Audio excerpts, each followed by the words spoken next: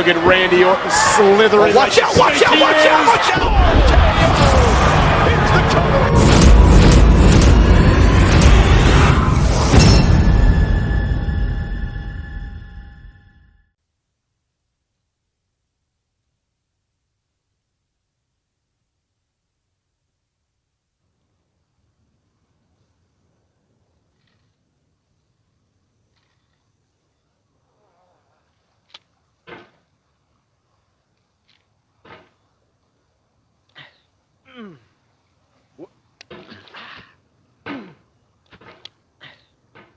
There's no feeling more intense than starting over.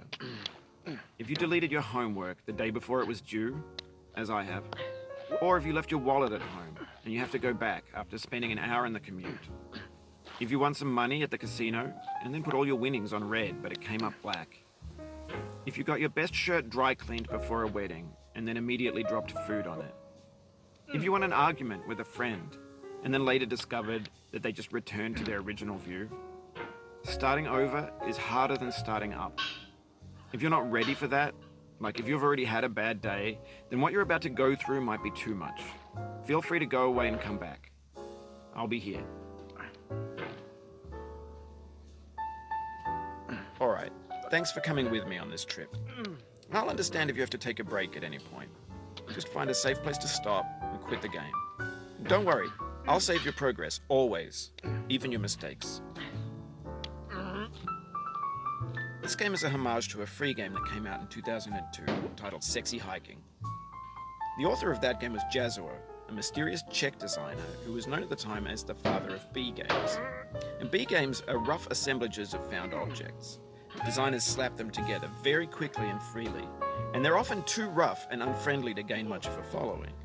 They're built more for the joy of building them than as polished products. In a certain way, Sexy Hiking is the perfect embodiment of a B game. It's built almost entirely out of found and recycled parts, and it's one of the most unusual and unfriendly games of its time. In it, your task is simply to drag yourself up a mountain with a hammer. And that act of climbing, in the digital world or in real life, has certain essential properties that give the game its flavor. No amount of forward progress is guaranteed. Some cliffs are too sheer or too slippery. And the player is constantly, unremittingly in danger of falling and losing everything. Anyway, when you start Sexy Hiking, you're standing next to this dead tree that blocks the way to the entire rest of the game. It might take you an hour to get over that tree, and a lot of people never got past it.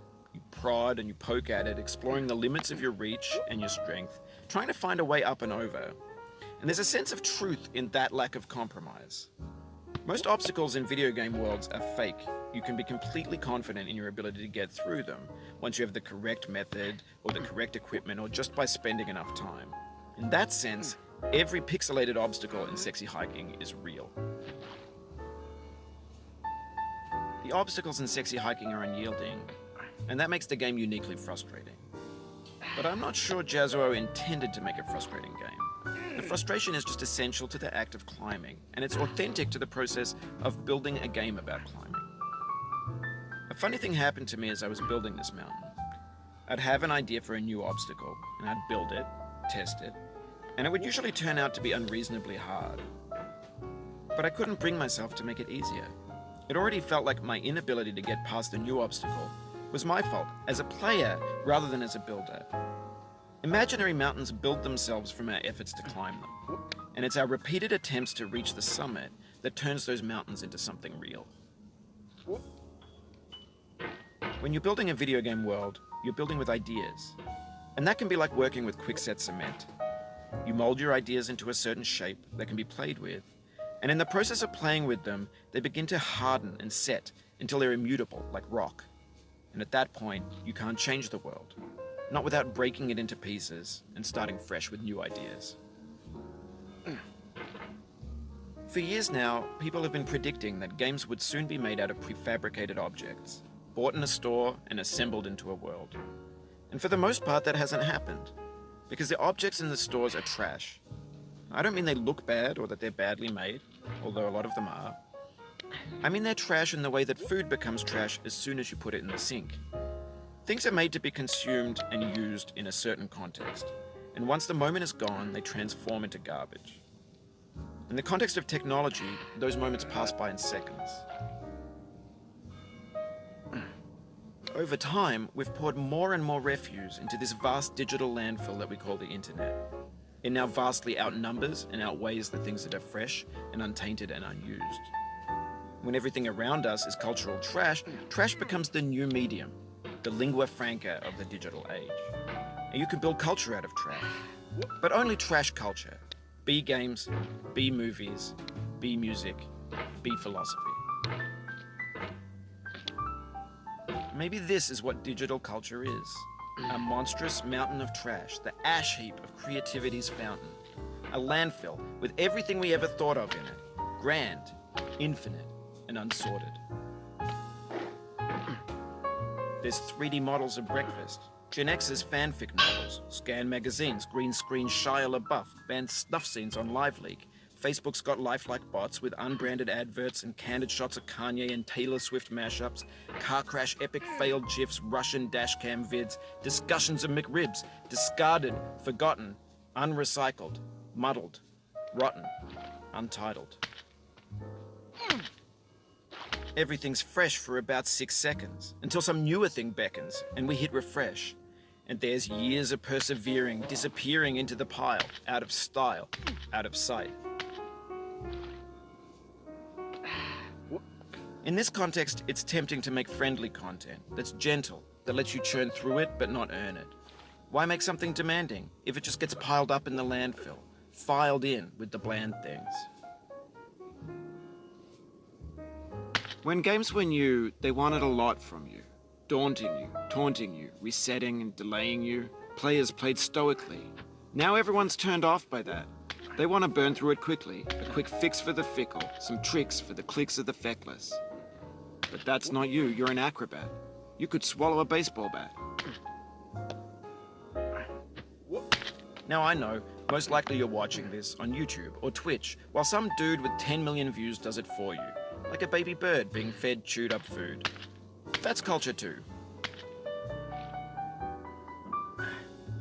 But on the off chance that you're playing this, what I'm saying is, trash is disposable, but maybe it doesn't have to be approachable. What's the feeling like? Are you stressed? I guess you don't hate it if you got this far. Feeling frustrated? It's underrated. An orange is sweet, juicy fruit locked inside a bitter peel. That's not how I feel about a challenge. I only want the bitterness. It's coffee. It's grapefruit. It's licorice. It feels like we're closer now. Composer and climber, designer and user. You could have refused, but you didn't. There was something in you that was hidden, that chose to continue. It means a lot to me that you've come this far, endured this much. Every wisecrack, every insensitivity, every setback you've forgiven me is a kingly gift that you've given me. We have the same taste, you and I. It's not ambition, it's ambition's opposite. An obdurate mission to taste defeat. You'll feel bad if you win, so I put this snake in for you. Have you thought about who you are in this? Are you the man in the pot, Diogenes? Are you his hand? Are you the top of his hammer? I think not. Where your hand moves, the hammer may not follow, nor the man, nor the man's hand. In this you're his will, his intent, the embodied resolve in his uphill ascent. Now, you've conquered the ice cliff, the platforms, the church, and the rectory, the living room and the factory, the playground, the construction site, the granite rocks, and the lakeside. You've learned to hike. There's no way left to go but up, and in a moment I'll shut up. But let me say, I'm glad you came.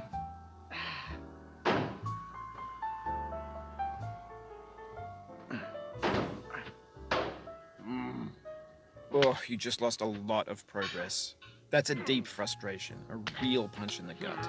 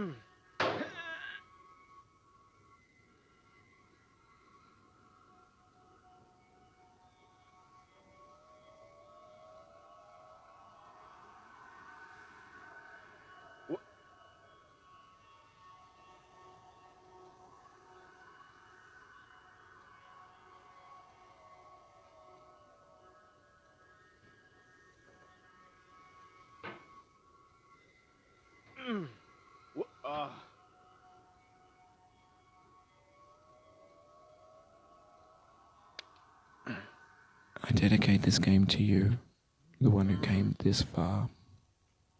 I give it to you with all my love.